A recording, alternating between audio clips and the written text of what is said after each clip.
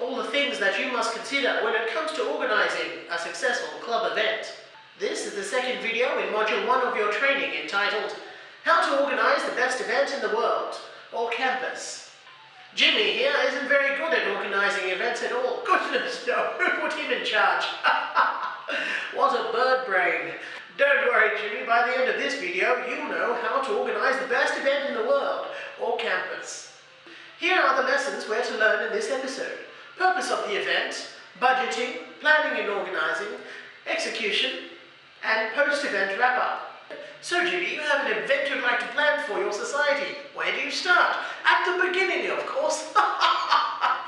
What fun! Number 1, purpose of the event and goals.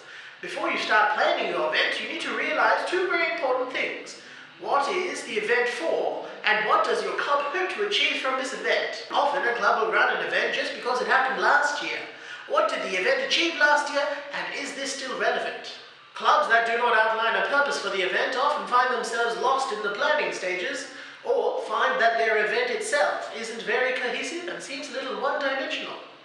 Hands up if you found yourself in this position, wondering if your event or party is a little bit flat or one-dimensional. Yes, very good. By setting a purpose, this will dictate how and what you organize for your event. The purpose doesn't have to be too big or inspiring, it just needs to be clear.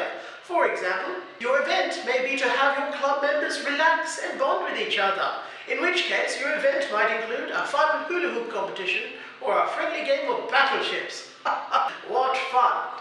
I love to hula hoop.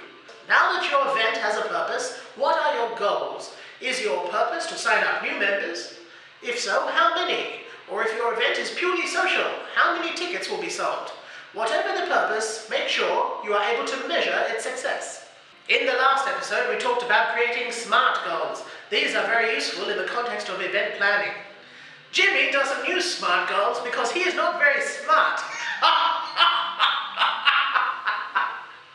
Number 2, budgeting. Budgeting is a process you will need to run by your club's treasurer. How much money has been set aside for this event? And just as importantly, how much money do you expect to come in? Here are some things to consider before spending money on your event.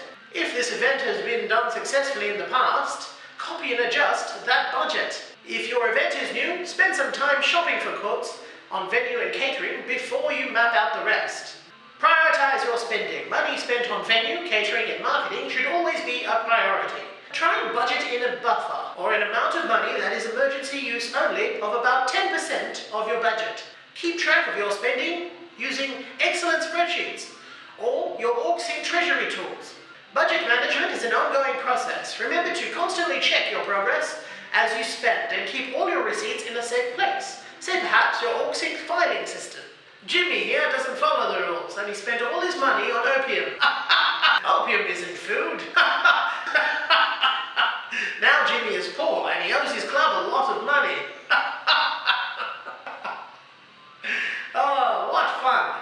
If it is relevant, your budget should include an income as well. Your club may receive income from the following sources: ticket sales, external sponsorship, fundraising, or grants such as the Student Community and Development Grant or the Art Clubs Grant, both of which are available through your OrgSync Forms section. If you are planning to apply for a grant, please read the conditions of the grant before the event. There may be a few things that you need to do during the event to be eligible for the grant. Number 3, planning and organizing. Once you've mapped out a budget, now is the time to plan and organize your event. This is the doing stage. Make a to-do list against a timeline to keep track of your progress. Make sure the items on your to-do list are prioritized in terms of relevance and urgency. Venue booking and hire should definitely be the first thing on your list. If your event is on campus, you can book CAPS rooms, make outdoor bookings or ARC room bookings through the club's OrgSync portal. You must do this at least 7 to 14 days before your event.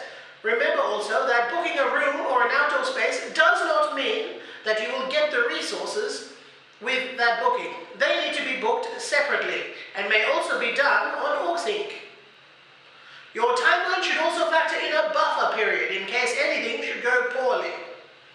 Remember, you can get a lot done in a day, so why not get everything done sooner rather than later? Jimmy here waited until the last minute to organise everything, and now look at him. He is all alone at his party. He's so alone. He doesn't have any friends. This is what happens when you don't plan your event in a timely fashion. Now here are some things to consider when you're planning your event. If your event is outdoors, create a wet weather plan. Create a site map. What needs to be done before, during and after your event to be eligible for a grant. Write up a risk assessment for the event. That includes the details of bumping in and bumping out. Have you catered for people with dietary restrictions? Do you have volunteers that can help organise the event? What tasks can you delegate out? And will they be involved on the day of your event? How will you thank your volunteers? How will you be promoting the event?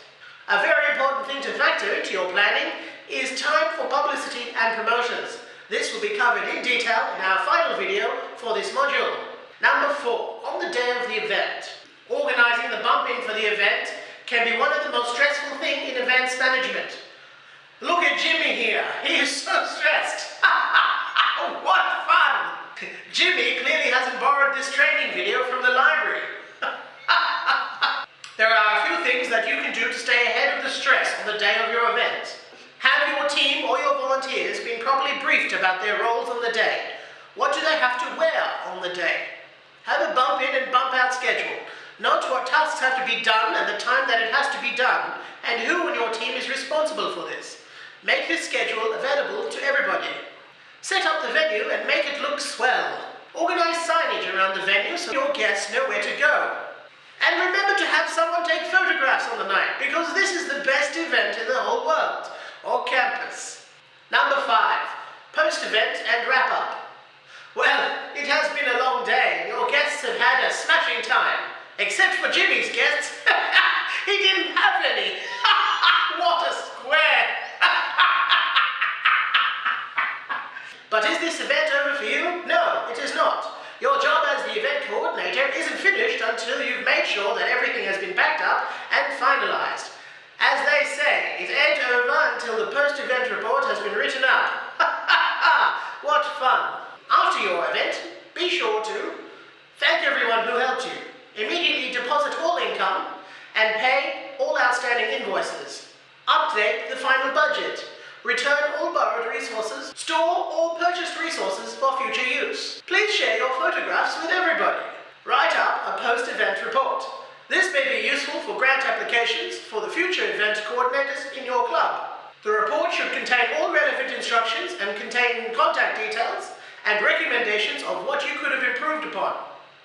And that concludes another video in the series of Managing Your Club.